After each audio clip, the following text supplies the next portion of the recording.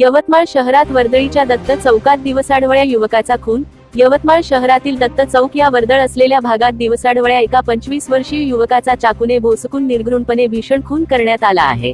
सुजल कार्तिक कैथवास, राहणार तारपुरा, यवतमाळ असे मृतक युवकाचे नाव असून दिनांक 8 जुलै रोजी संध्याकाळी 6 सुमारास दत्त चौक ते वीर वामनराव चौक या मार्गावर दुचाकीने जात असताना सुजल कैथवास याला 4 अनोळख्या आरोपींनी दुचाकीवर येऊन अडविले व त्याच्यावर चाकू व अन्य शस्त्रांनी हल्ला करून त्याच्या शरीरावर चाकूचे भीषण वार केले। 2 वेगवेगळ्या बाईकवर स्वार होऊन आलेल्या 4 आरोपींनी हा भीषण खून केला असल्याची प्राथमिक माहिती घटनास्थळावर तपासात जुंपलेल्या पोलीस सूत्रांनी दिली। दत्त चौकात झालेल्या या खुनाच्या घटनेची माहिती पोलिसांना मिळताच अनेक पोलीस अधिकारी व कर्मचारी तात्काळ घटनास्थळी पोहोचले। रक्ताच्या थारोळ्यात पडलेल्या सुजल कैथवास या युवकाला पोलिसांनी जिल्हा रुग्णालयात रवाना केले।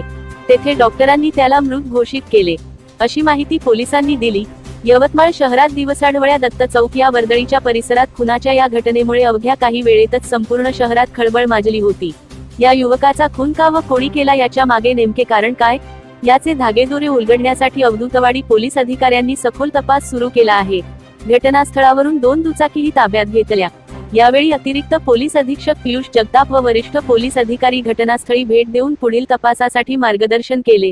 दरम्यान दत्त चौकात घडलेल्या या खून प्रकरणी गुन्हे नोंद करण्याची प्रक्रिया संध्याकाळी उशिरा पोलिसांनी सुरू केली। या घटनेतील सर्व आरोपी संध्याकाळपर्यंत फरार असल्याने पोलिसांनी त्यांचा सुराग लावून त्यांना अटक करण्यासाठी कारवाई सुरू केली होती।